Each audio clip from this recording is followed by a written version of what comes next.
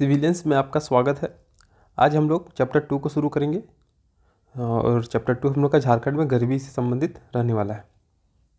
इसी में हम लोग बेरोजगारी को पढ़ेंगे या फिर गरीबी और बेरोजगारी को ख़त्म करने के लिए सरकार की क्या योजनाएं हैं, प्लस खाद्य सुरक्षा हो गया और खाद्य सुरक्षा के लिए क्या क्या योजनाएं चलाई जा रही, उन सभी चीज़ों को हम लोग इस चैप्टर में पढ़ेंगे। तो चलिए शुरू करते हैं। तो झारखंड में गरीबी की स्थिति, ये हम लोग का पहला टॉपिक है। तो गरीब कौन होता है? तो गरीब मतलब क्या, जो हम लोग की बुनियादी आवश्यकताएं होती है, या अगर किसी व्यक्ति को जो बुनियादी आवश्यकताएं हैं जैसे कि रोटी कपड़ा हो गया, मकान हो गया, स्वास्थ्य हो गया, शिक्षा हो गया, अगर इन सभी चीज़ों का अगर अभाव है, यानी कि कायदे से अगर वे इन सभी चीज़ों का एफर्ट नहीं कर पा रहे हैं तो वह व्यक्ति गरीब कहलाता है।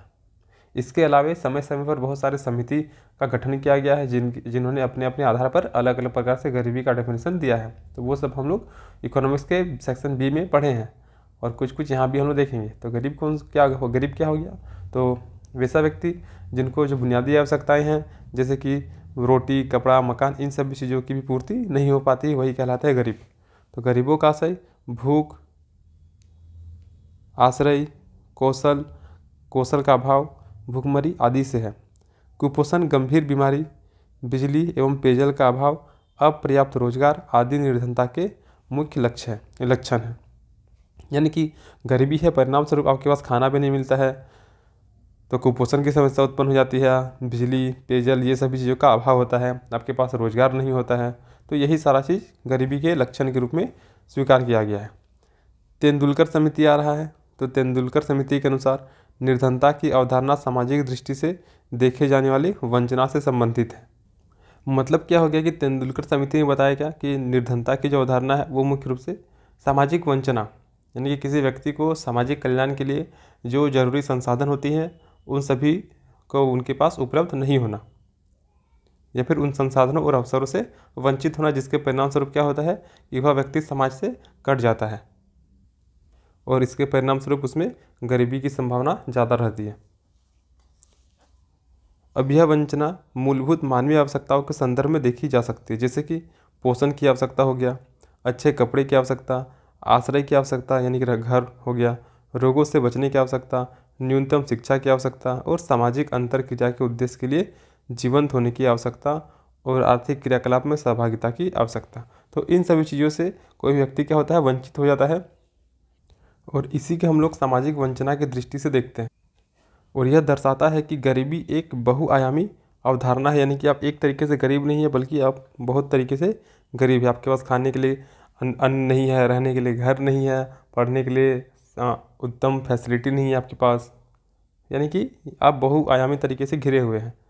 निर्धनता रेखा के आकलन में प्रायः न्यूनतम उपभोग आवश्यकता पर बल दिया जाता है। तो इसके लिए बहुत सारे समिति का भी गठन किया गया था, जैसे कि DY अलग समिति का गठन किया गया था 1977 में और उन्होंने अपनी रिपोर्ट 1979 में दी थी, जिन्होंने बताया क्या कि ग्रामीण क्षेत्र में अगर 2400 कैलोरी से प्रति व्यक्ति प्रतिदिन कम लेता है और शहरी क्षेत्र में अगर 2100 कैलोरी से प्रति व्यक्ति प्रतिदिन कम लेता है, यानी कि न्यूनतम उपभोग वाला बात कर रहा है, तो वह व्यक्ति गरीब कहलाएगा।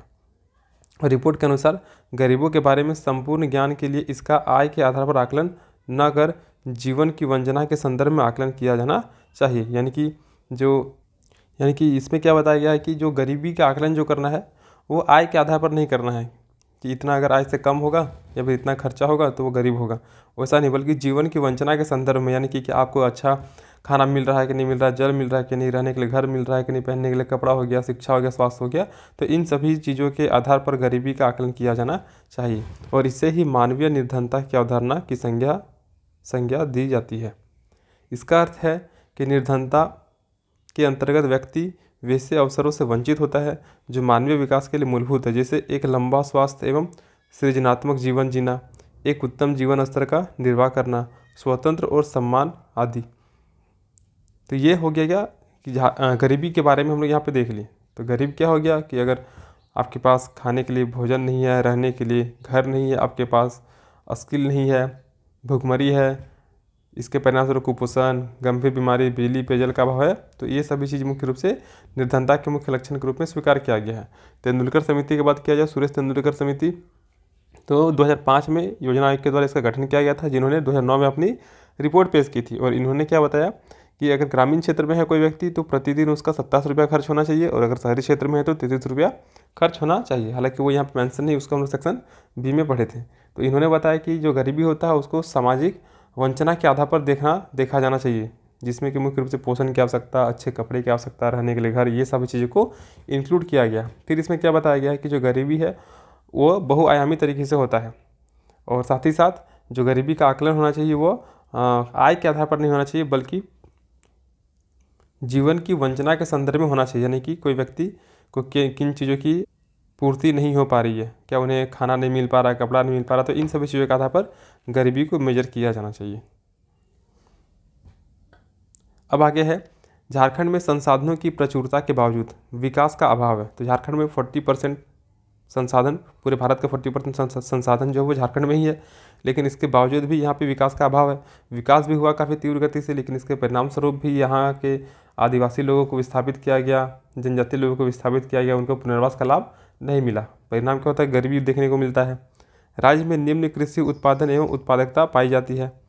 तो जो भी भूमि है यहाँ पे वह कृषि योग्य नहीं है, वो उतने उत्पादन उन भूमियों में नहीं होता है।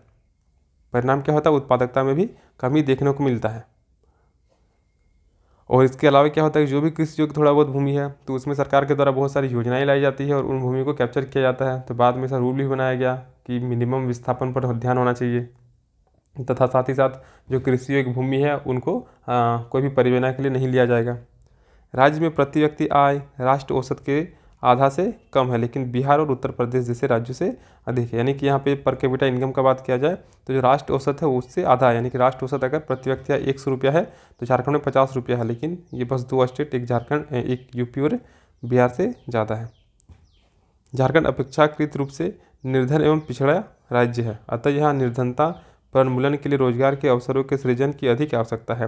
तो गरीबी एक ही तरीके से खत्म हो सकता है जब यहाँ के लोगों को रोजगार दिया जाए। और यह एक खनिज संसाधन संपन्न राज्य है और इसके पास रोजगार के सृजन की अपार संभावनाएं हैं।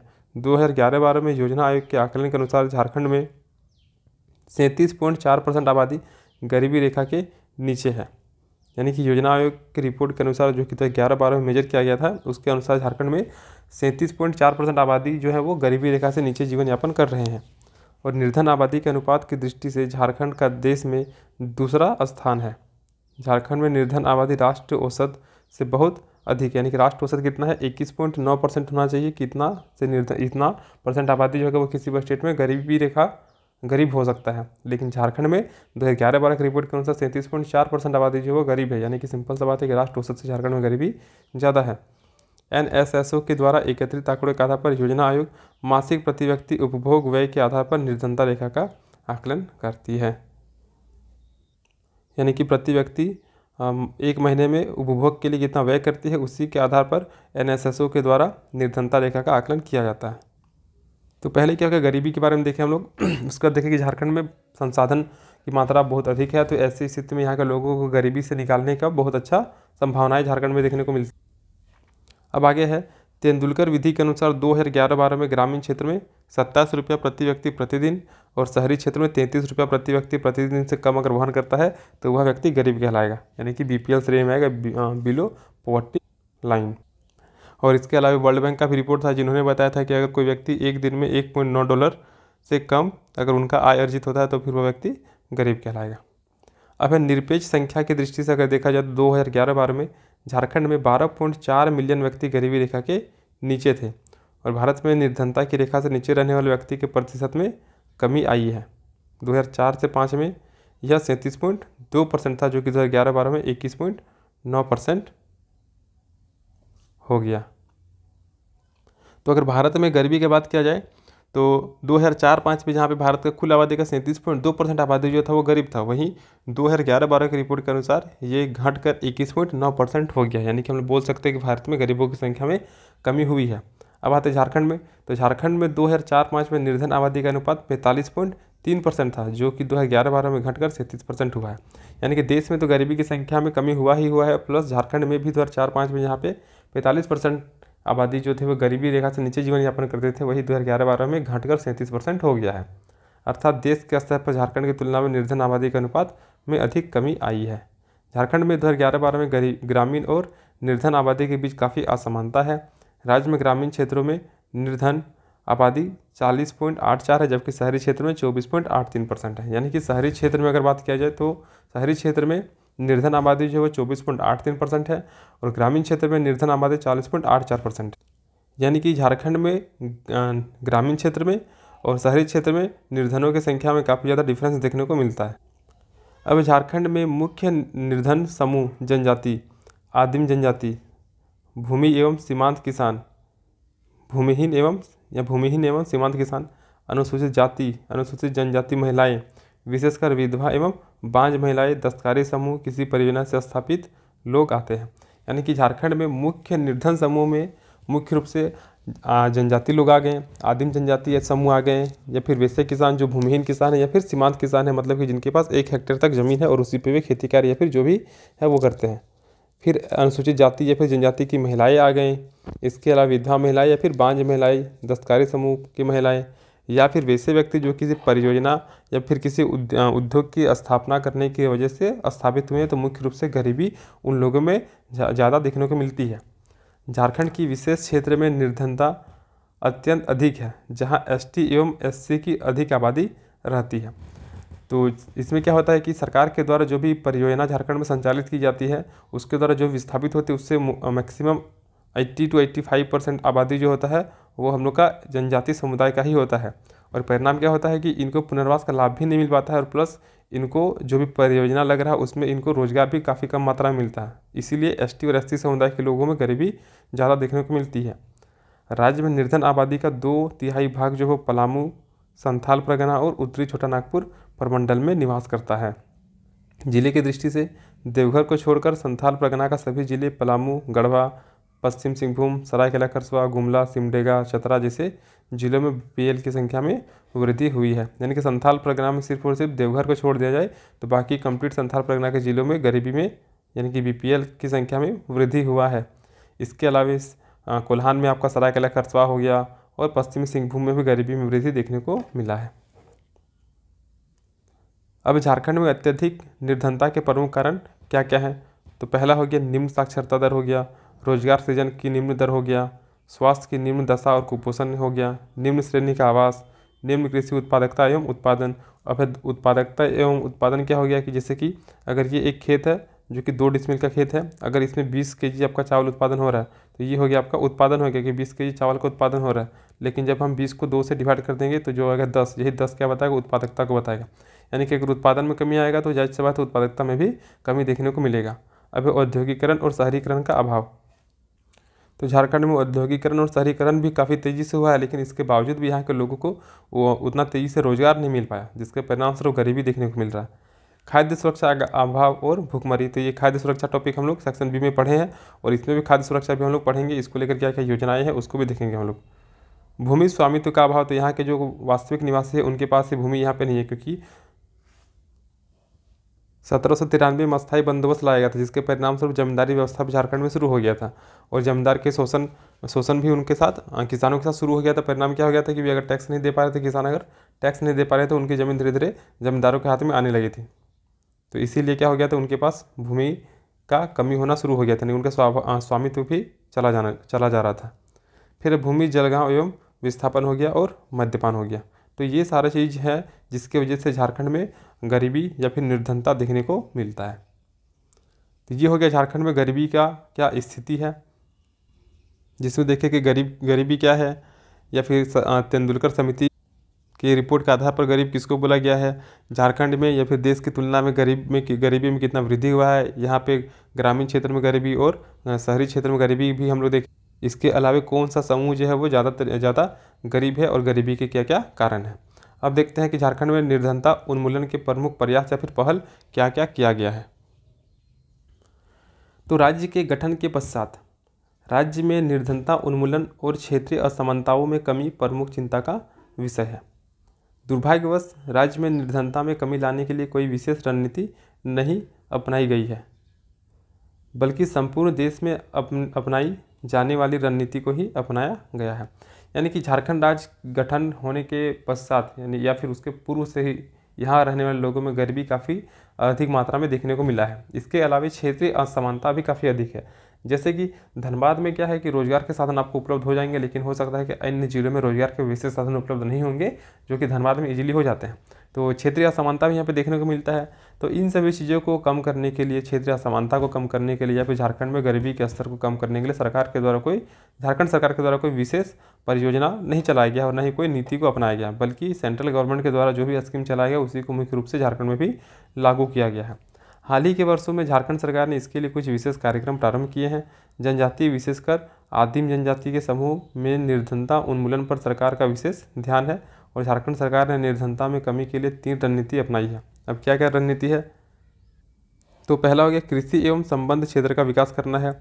इस्पात, एल्युमिनियम और पावर क्षेत्रों में उद्योग की स्थापना करना है ताकि वहाँ के रहने वाले लोकल लोगों को या फिर उस उद्योग के डोमेन में जो आएंगे वहाँ के लोगों को रोजगार मिल सके।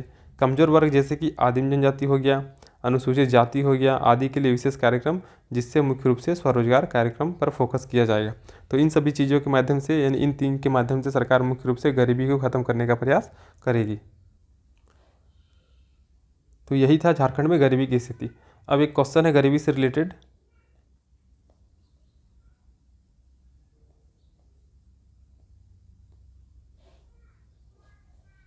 ये क्वेश्चन है कि गरीबी क्या है तथा इससे निपटने के लिए कौन कौन से प्रयास सरकार के द्वारा किया जा रहा है, इसका विस्तार से वर्णन करें। तो इसको आप लोग खुद से पढ़िएगा क्योंकि यहाँ पे बहुत सारे योजना भी दिया गया है। तो इन सभी योजना को भी हम लोग पीछे में कहीं ना कहीं किए हैं, जैसे मनरेगा हो गया, पूरा हो गया, प्रधानमंत्री ग्राम सड़क योजना हो गया। तो इन सभी चीज़ों को आप लोग खुद से एक बार पढ़ लीजिएगा तो हो जाएगा। अब हम लोग आगे शुरू करते हैं बेरोजगारी को। तो बेरोजगारी भी बहुत हद तक हम लोग पढ़ चुके हैं सेक्शन बी में। अब झारखंड में बेरोजगारी। तो बेरोजगार किसको बोलते हैं हम लोग? कि कोई व्यक्ति सक्षम है, कार्य करना चाह रहा है, लेकिन उसके बावजूद उसको कार्य नहीं मिल पा रहा है, तो वही स्थिति बेरोजगारी कहलाती है और वह व्यक्ति बेरोजगार कहलाता है। तो झारखंड में बेरोजगारी की क्या स्थिति है? तो राज्य में रोजगार का आकार बहुत हद तक विकास के स्तर पर निर्भर करता है।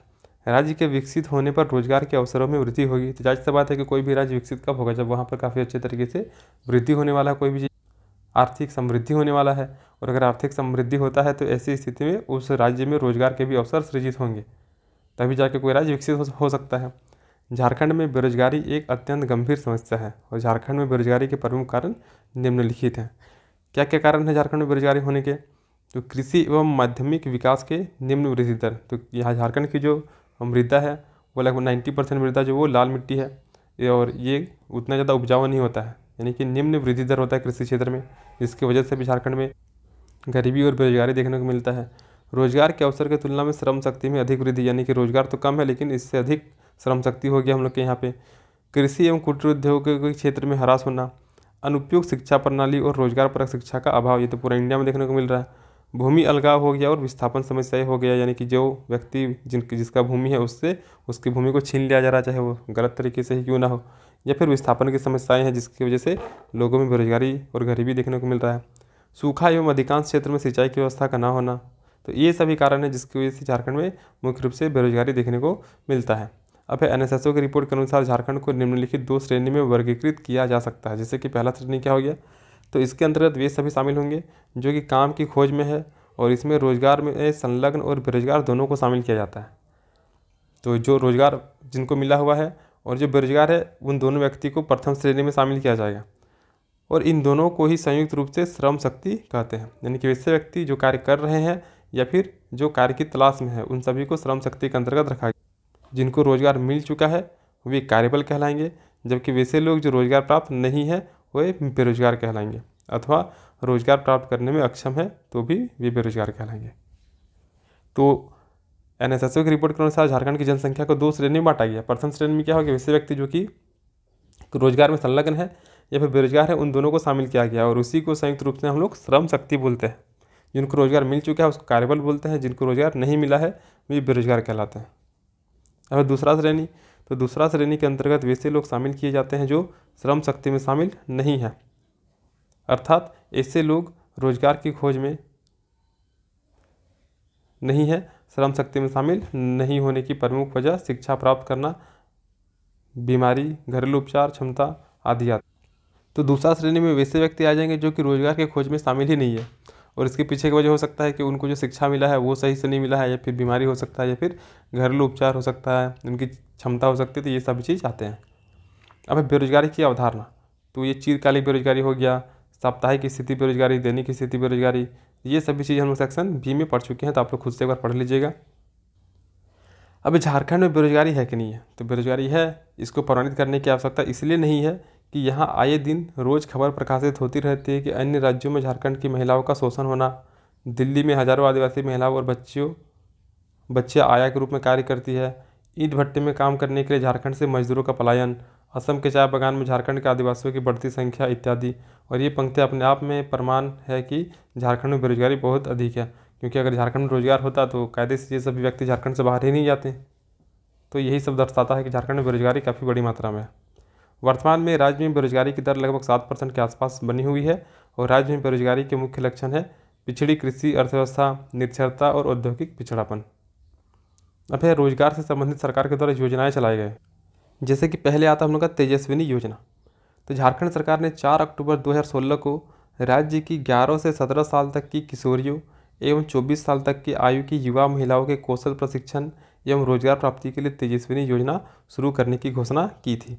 यानी कि मुख्य रूप से तेजस्विनी योजना जो है वो 4 अक्टूबर 2016 को शुरू किया गया था, जिसमें कि 24 साल तक की आयु की युवा महिलाएं और 11 से 17 साल तक की लड़कियों को स्किल सिखाने के लिए और रोजगार प्राप्त करने के लिए इस योजना का शुरुआत करने की घोषणा की गई थी। और इसके लिए वर्ल्ड बैंक से 540 करोड़ रुपया व्यय करने की स्वीकृति दी गई थी। विश्व बैंक संपोषित यह योजना राज्य के 17 जिलों में चलेगी। यानी कि यह योजना मुख्य रूप से वर्ल्ड बैंक के हेल्प से चलने वाला है, जो कि झारखंड के 17 जिलों में शुरू होगा। इस अवधि में किशोरियों तथा युवतियों के लिए अनौपचारिक शिक्षा, कौशल विकास, रोजगार परक पाठ्यक्रम जैसी कई योजनाएं चलाई जाएगी। और 32.40 लाख में से 27% आबादी जो होगा वो अनुसूचित जनजाति, अनुसूचित जाति या फिर अन्य समूहों की किशोरियों तथा युवतियों की ही होगी। बाकी जो 7 जिला है उन जिलों में सबला योजना के तहत इस आयु वर्ग के लाभार्थियों के सशक्तिकरण की योजनाएं चल रही है। फिर है व्यावसायिक पायलट प्रशिक्षण योजना। तो इसमें क्या है कि पूर्णतः राज्य संचालित इस योजना का उद्देश्य राज्य के अनुसूचित जनजाति के लड़कों या फिर लड़कियों को निःशुल्क कमर्शियल पायलट प्रशिक्षण दिलाना है। तो जो व्यावसायिक पायलट प्रशिक्षण योजना है ये मुख्य रूप से राज्य सरकार के द्वारा ही चलाया जा रहा है, जिसका मुख्य उद्देश्य क्या है, तो यहाँ रहने वाले अनुसूचित जनजाति के लड़कों और लड़कियों को निःशुल्क रूप से पायलट प्रशिक्षण दिलाना है, ताकि उनका नियुक्ति जो होगा वो कमर्शियल पायलट के पद पर हो सकता है। और इस योजना के लाभों के साथ यह शर्त रखा गया है कि जब वे सफलतापूर्वक प्रशिक्षण प्राप्त करके नौकरी कहीं पे करने लगेंगे तो ऐसी स्थिति में वे एक शिक्षित बेरोजगार युवक को पायलट प्रशिक्षण के लिए जो भी खर्चा आएगा उसका वहन करेगा। फिर है टेक्निकल इनपुट कार्यक्रम। तो इसमें क्या है, ग्रामीण क्षेत्र में पर्याप्त स्वरोजगार के अवसर सृजित कर ग्रामीण अर्थव्यवस्था के सुदृढ़ीकरण एवं न्यूनतम पौष्टिक आवश्यकताओं की पूर्ति करने में दुग्ध उत्पादन व्यवसाय की महत्वपूर्ण भूमिका के मद्देनज़र इस योजना की शुरुआत की गई है। इस योजना के अंतर्गत कृषकों को निम्नलिखित सुविधाएं दी जाएगी, जैसे कि अनुदानित दर पर संतुलित पशु आहार की बिक्री की जाएगी, मिनरल फीड सप्लीमेंट औषधि का वितरण किया जाएगा, दुग्ध संग्रहण एवं गुणवत्ता जांच के लिए अलग अलग समिति की आवश्यकता या फिर साज सज्जा तथा अन्य इनपुट का वितरण, चारा काटने की मशीन, मिल्क बकेट एवं हाइजीन किट का वितरण किया जाएगा। ग्रामीण क्षेत्र में उत्पादकता वृद्धि शिविर का आयोजन किया जाएगा, हरा चारा बीज का वितरण किया जाएगा, अधिक दुग्ध उत्पादन करने के लिए अन्य इनपुट्स की व्यवस्था की जाएगी और इस योजना में राज्य सरकार की 100% भागीदारी होगी। यानी कि कुल मिला के टेक्निकल इनपुट कार्यक्रम जो है ये न्यूनतम पौष्टिक आवश्यकता यानी कि दुग्ध उत्पादन को काफ़ी अच्छे तरीके से डेवलप करने के लिए अलग अलग प्रकार के चीज़ों को सरकार उपलब्ध कराएगी और यह योजना पूरी तरीके से राज्य सरकार के द्वारा ही संचालित की जाएगी। अब आगे है पहाड़िया आदिम जनजाति हेतु वोकेशनल प्रशिक्षण योजना। तो इसमें क्या है कि यह योजना जो है ये भी मुख्य रूप से राज्य सरकार के द्वारा ही संचालित किया जा रहा है, जिसके तहत पहाड़िया आदिम जनजाति के लोगों के अत्यंत निम्न श्रेणी के जीवन स्तर को मद्देनजर रखते हुए झारखंड सरकार ने उनके उत्थान के लिए वोकेशनल ट्रेनिंग योजना की शुरुआत की है। और इसमें कल्याण विभाग, अर्ध सरकारी संस्थाएं, स्वैच्छिक संस्थाओं के सहयोग से रोजगारोन्मुख प्रशिक्षण कार्यक्रम संचालित करवाता है, यानी कि उनको इस प्रकार से प्रशिक्षित करना है जिससे कि वे रोजगार के क्षेत्र में शामिल हो सकते हैं।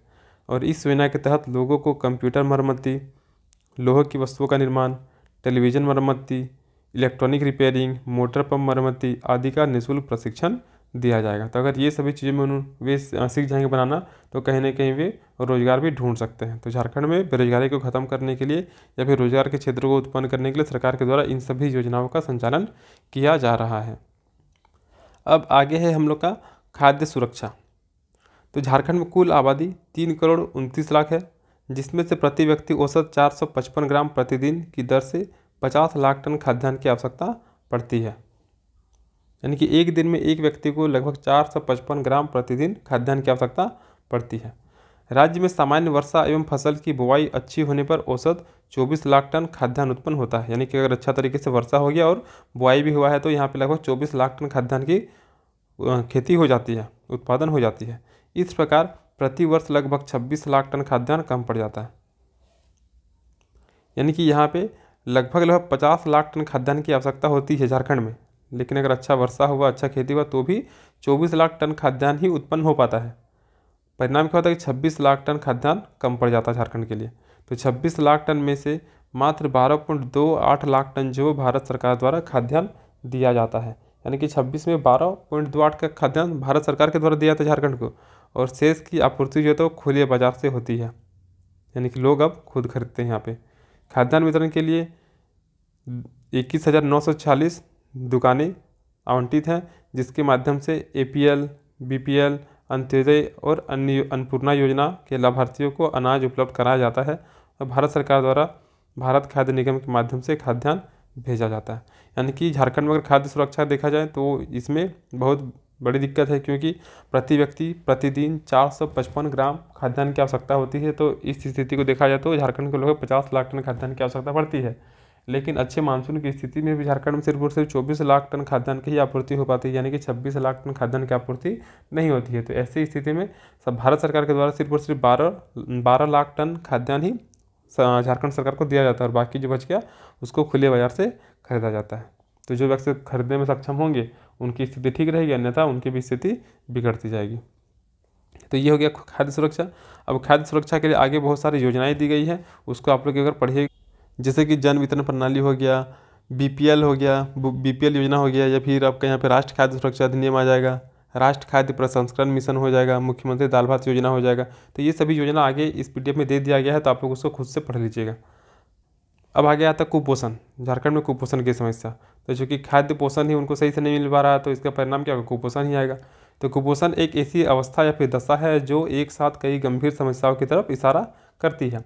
इसे सामान्यतया बच्चे अथवा वयस्क के वजन, शारीरिक व मानसिक वृद्धि, रोग प्रतिरोधक क्षमता पर नकारात्मक प्रभाव के संदर्भ में देखा जाता है। एक सिंपल सा कि आपको अगर सही समय पे पौष्टिक आहार नहीं मिल पाता है तो ऐसी स्थिति में आप कुपोषण का शिकार होते हैं। परिणाम क्या होता है, कुपोषण कैसे समझ में आता है, तो जो सामान्य बच्चे होते हैं या तो जो वयस्क होते हैं उनके वजन में कमी होता है, शारीरिक और मानसिक वृद्धि रुक जाता है, रोग प्रतिरोधक क्षमता पर नकारात्मक प्रभाव पड़ता है। अगर ये सारी स्थिति देखने को मिलता है तो कहीं ना कहीं आप कुपोषण के शिकार हैं। कहा जा सकता है कि मानव स्वास्थ्य के लिए आवश्यक कुछ अथवा सभी पोषक तत्वों के अभाव की स्थिति ही कुपोषण कहलाती है। शिक्षा, स्वास्थ्य एवं आर्थिक उत्पादकता पर नकारात्मक प्रभाव डालने वाले इस कुपोषण से मानव विकास के समक्ष गंभीर खतरा उत्पन्न होता है, जो झारखंड के जनांकीय लाभांश पर गहरा प्रभाव डालता है और अंततः झारखंड की आर्थिक समृद्धि को प्रभावित करता है। यानी कि यहाँ के युवा या फिर यहाँ के जो भी कार्यरत लोग हैं, अगर उनमें कुपोषण की समस्या आ जाती है तो कहीं ना कहीं जनांकीय लाभांश बुरी तरीके से प्रभावित होगा और झारखंड की आर्थिक समृद्धि भी इससे प्रभावित हो गई होगा।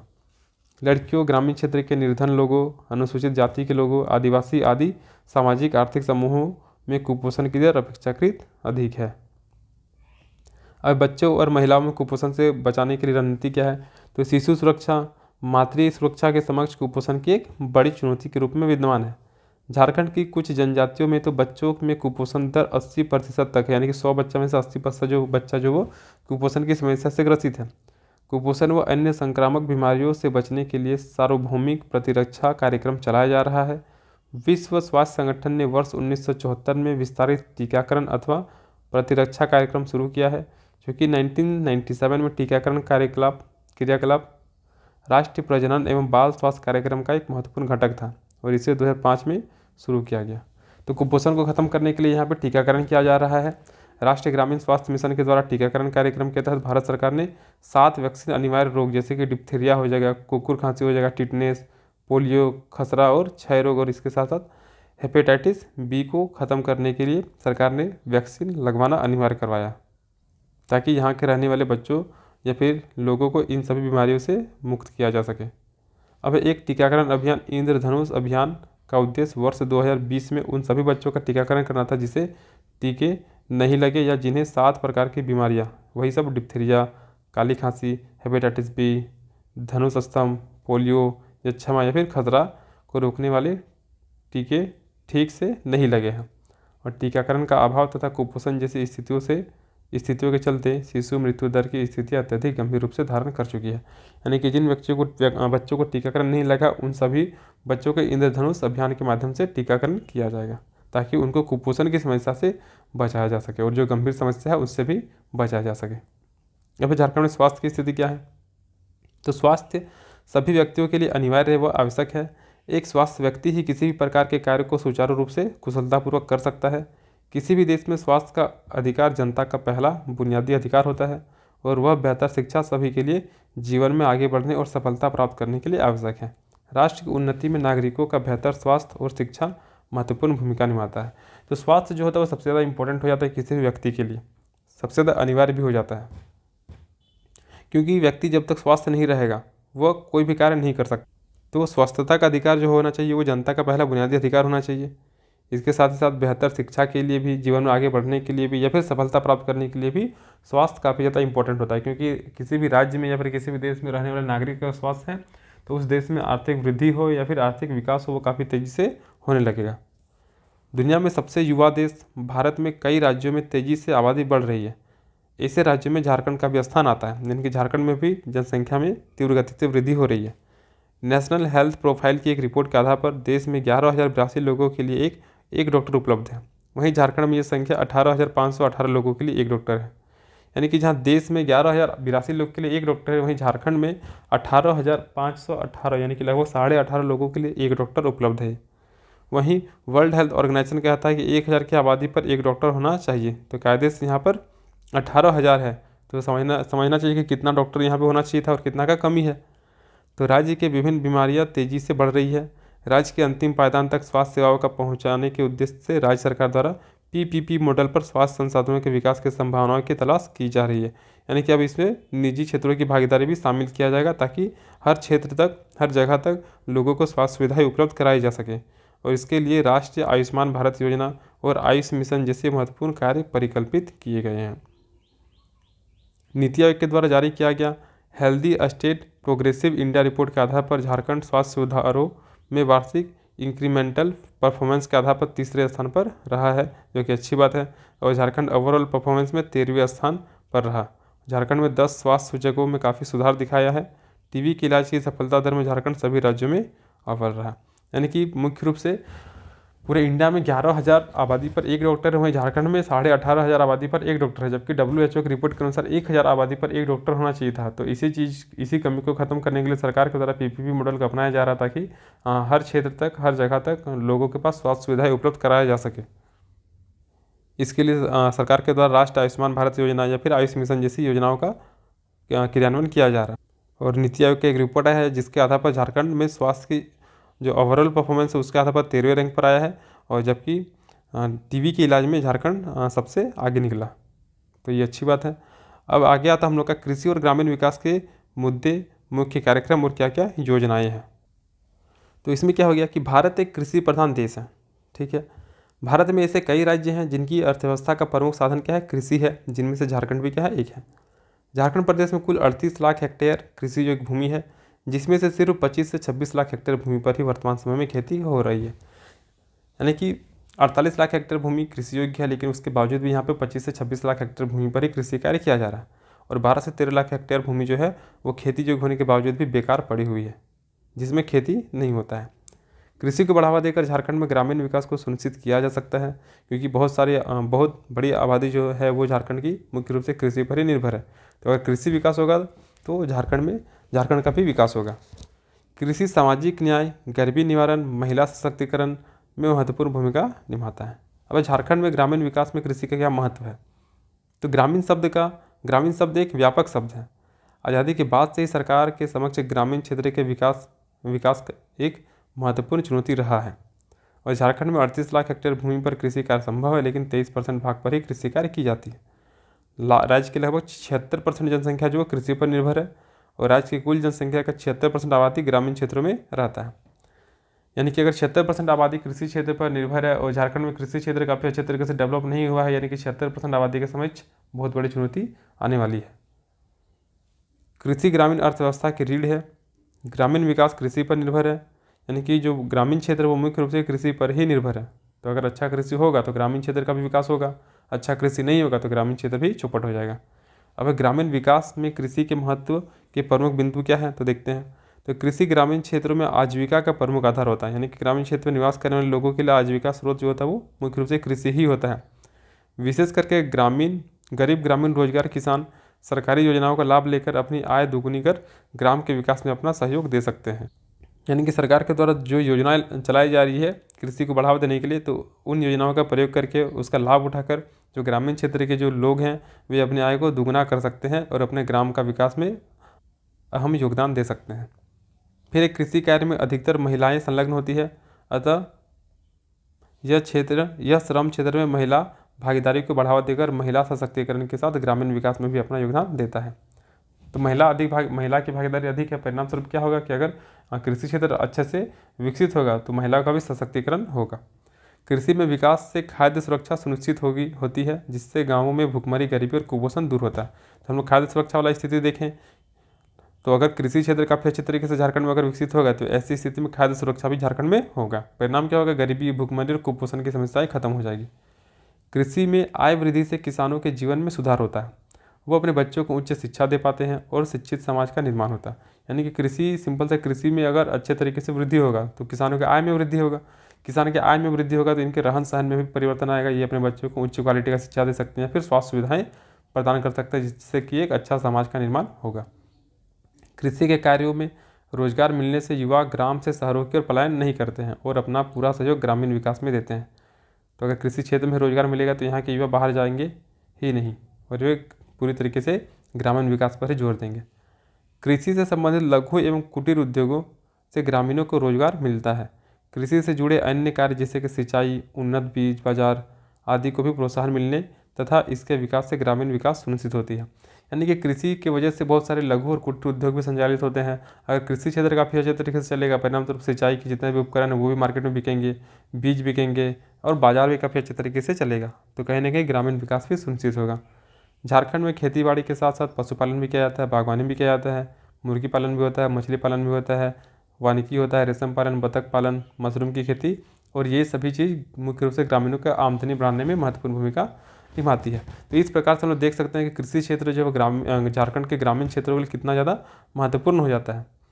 तो इसी को देखते हुए, यानी कि कृषि के महत्व को देखते हुए सरकार के द्वारा कुछ प्रमुख कार्यक्रम और योजनाएं चलाई जा रही है, जिससे कृषि विकास के साथ साथ किसानों की आय को बढ़ाकर ग्रामीण अर्थव्यवस्था को मजबूत किया जा सके। और कुछ प्रमुख कार्यक्रम क्या है, तो झारखंड में बजट 2024-25 में किसान के लिए क्या क्या घोषणा किया गया है। तो किसान के लिए ऋण माफ़ी को बढ़ाकर 50,000 रुपये से 2 लाख रुपया कर दिया गया है।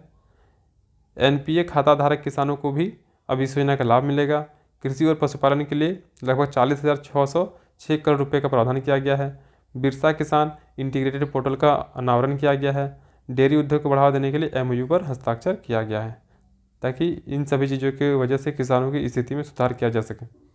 अब किसान के लिए कुछ योजनाएं हैं, जैसे कि डिजिटल सार्वजनिक अवसंरचना को एक खुले स्रोत, खुले मानक और अंतर संचालन योग्य सार्वजनिक वस्तु के रूप में बनाया जाएगा। फिर एक कृषि त्वरक निधि की स्थापना की जाएगी। कृषि ऋण लक्ष्य को बढ़ाकर 20 लाख करोड़ रुपए तक किया जाएगा। प्रधानमंत्री मत्स्य संपदा योजना के तहत मछुआरे और मछली विक्रेता की मदद की जाएगी। विकेंद्रीकृत भंडारण क्षमता स्थापित की जाएगी और सहकारिता की सुविधा दी जाएगी। इसके अलावा भी बहुत सारी योजनाएं हैं, जैसे कि मुख्यमंत्री कृषि आशीर्वाद योजना। तो इसमें क्या है कि प्रति एकड़ खरीफ फसल के लिए न्यूनतम 5,000 और अधिकतम 25,000 रुपये की राशि प्रदान की जाती है।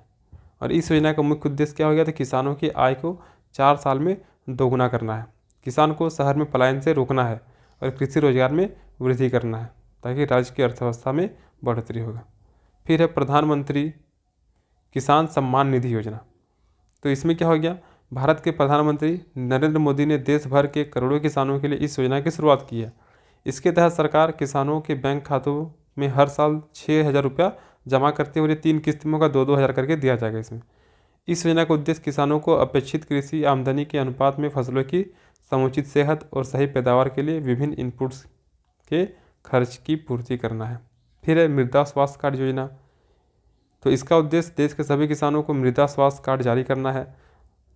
इन कार्ड में किसानों को उनके खेत की मिट्टी के पोषक तत्वों की जानकारी दी जाती है और मिट्टी की गुणवत्ता को बढ़ाने के खुराक बताई जाती है। यानी कि सिंपल से इसमें बताया जाता है कि आपकी मिट्टी के पोषक तत्व कौन से पोषक तत्वों की कमी है या फिर किसकी आवश्यकता है, इन सभी चीज़ों को मृदा स्वास्थ्य कार्ड योजना के तहत बताया जाता है। प्रधानमंत्री फसल बीमा योजना, यानी कि इसमें क्या होता है कि कोई प्राकृतिक आपदा के कारण किसान को होने वाली नुकसान को कम करने के लिए सरकार के द्वारा इस योजना की शुरुआत की गई है। और इसमें क्या होता है कि किसान क्या करते हैं, अपने टोटल जितना भी खर्चा होता है उसका 2% जमा करके ही अपने फसल का बीमा कर सकते हैं। और अगर 30% से अधिक फसल नुकसान हो जाता है, 30% तक फसल अगर नुकसान होता है, तो ऐसी स्थिति में कंप्लीट फसल का एक मुश्त में सरकार के द्वारा आपको पैसा दिया जाता है। तो ये सभी योजनाएं मुख्य रूप से सरकार के द्वारा संचालित की जा रही है। अब झारखंड में कृषि क्षेत्र के खराब कार्य प्रदर्शन के क्या क्या कारण हो सकते हैं, तो बहुत सारे कारण हैं, जिसमें सबसे पहला आता है सिंचाई आता है। तो झारखंड उबड़ खाबड़ वाला क्षेत्र है, परिणाम स्वरूप यहाँ पे नहर व्यवस्था उतना अच्छे तरीके से नहीं हो पाती है, या फिर सरकार के द्वारा भी सिंचाई को लेकर उतना ज़्यादा कोई कार्य नहीं किया गया है, और जिसकी वजह से जो भी खाद्यान्न फसल है उनके पास पर्याप्त पानी नहीं मिल पाता है। भूमि की गुणवत्ता, झारखंड के 90% भूभाग पर लाल मिट्टी पाई जाती है, जो कि जिनकी उर्वरक क्षमता काफ़ी कम होती है। तो ऐसी स्थिति में भूमि की गुणवत्ता बहुत खराब होती है, जिसकी वजह से फसलों की उत्पादकता में भी कमी आती है। किसानों की आर्थिक स्थिति, तो झारखंड के जो भी किसान हैं वो मुख्य रूप से गरीब किसान ही, उनके पास आर्थिक स्थिति इतना स्ट्रांग नहीं है कि वे खुद से सभी कार्य खुद कर सकें। तो झारखंड के किसानों की आर्थिक स्थिति बहुत खराब है, जिससे वे अपनी फसलों के लिए आवश्यक संसाधन को नहीं खरीद पाते हैं। कृषि शिक्षा और प्रशिक्षण में कमी, एक तो झारखंड में शिक्षा की कमी है, तो ऊपर से कृषि शिक्षा कहाँ से मिलेगा। परिणाम क्या होता है कि यहाँ के लोग कृषि को लेकर जागरूक नहीं हो पाते हैं। तो झारखंड में कृषि शिक्षा और प्रशिक्षण की सुविधा बहुत कम है, जिससे किसानों को अपने फसलों के लिए आवश्यक ज्ञान और कौशल नहीं मिल पाता है। बाजार की अनुपलब्धता, हालात ऐसे हैं कि अगर कृषि क्षेत्र में उत्पादन काफ़ी अच्छा होता है, परिणाम क्या होता है कि बाजार नहीं है। तो बाजार नहीं है तो उत्पादन होने के बावजूद भी किसानों को बेचने का मौका नहीं मिलता और उनको लाभ नहीं मिल पाता। परिणाम क्या होता है कि उनकी फसल खेत में ही चौपट हो जाते हैं। अब कृषि उत्पादन एवं उत्पादकता में उच्च वृद्धि दर प्राप्त करने के लिए क्या क्या सुझाव हो सकता है, तो सबसे पहले सिंचाई प्रबंधन करना चाहिए, यानी कि सिंचाई के लिए जो भी समस्याएं हैं उनको खत्म करना चाहिए। वर्षा जल का संचयन करना चाहिए, सिंचाई प्रणाली का आधुनिकीकरण करना चाहिए। फिर है मृदा प्रबंधन, तो मृदा में जिन पोषक तत्वों की कमी है उनका प्रशिक्षण करना चाहिए। इसके लिए मृदा स्वास्थ्य कार्ड योजना चलाया गया है। उर्वरक के स्थान पर जैविक खाद का प्रयोग करना चाहिए। बीज और उर्वरक प्रबंधन, तो बीज भी किसी भी खाद्यान्न के उत्पादन में बहुत इंपॉर्टेंट रोल प्ले करता है, क्योंकि अगर अच्छा बीज होगा तो वो उसकी पैदावार को 20 से 25% तक बढ़ा देता है। तो उच्च गुणवत्ता वाले बीज का प्रयोग करना चाहिए। उर्वरक का प्रयोग अगर हो रहा है तो सही से करिए। जैविक उर्वरक के प्रयोग पर अधिक ध्यान देना चाहिए। फिर एक कृषि मशीनीकरण और उपकरण पर ध्यान देना चाहिए। तो झारखंड में अभी भी बहुत सारे व्यक्ति ऐसे हैं या फिर बहुत सारे गांव ऐसे हैं जहाँ पर मुख्य रूप से कृषि बैल हल के माध्यम से ही किया जाता है। तो अब कृषि मशीनीकरण और उपकरण के प्रयोग से कृषि किया जाएगा तो काफ़ी अच्छे तरीके से और इजीली होगा। कृषि मशीनीकरण और उपकरणों की मरम्मत, तो कृषि मशीनीकरण और उपकरणों की मरम्मत की व्यवस्था करने के लिए कृषि मशीनीकरण और उपकरण की मरम्मत की सुविधा प्रदान करना चाहिए। फिर कृषि शिक्षा और प्रशिक्षण, तो यहाँ के लोगों को कृषि से संबंधित जानकारी उपलब्ध कराना चाहिए। इसके लिए कृषि शिक्षा उनको देना चाहिए, प्लस उनको ट्रेनिंग भी दिया जाना चाहिए। तो कृषि शिक्षा और प्रशिक्षण की व्यवस्था करने के लिए कृषि विश्वविद्यालय और कृषि महाविद्यालय की स्थापना करना, कृषि शिक्षा और प्रशिक्षण का विस्तार करने के लिए कृषि विस्तार सेवा का उपयोग करना, और कृषि शिक्षा और प्रशिक्षण का आधुनिकीकरण भी करना चाहिए। फिर एक कृषि अनुसंधान और विकास, तो कृषि अनुसंधान और विकास पर भी सरकार को ध्यान देना चाहिए। यहाँ कृषि अनुसंधान पर सरकार को अधिक खर्चा करना चाहिए, ताकि यहाँ के रहने वाले लोगों में कृषि करने या कृषि करके आजीविका के क्षेत्र काफ़ी अच्छे तरीके से उत्पन्न हो सके। परिणाम क्या होगा कि यहाँ के रहने वाले किसानों की स्थिति सुधरेगी, झारखंड की आर्थिक विकास होगा, और यहाँ के जो लोग बाहर जाकर जो कार्य कर रहे हैं उनको भी बाहर जाने की आवश्यकता नहीं होगी, यानी कि पलायन रुक जाएगा।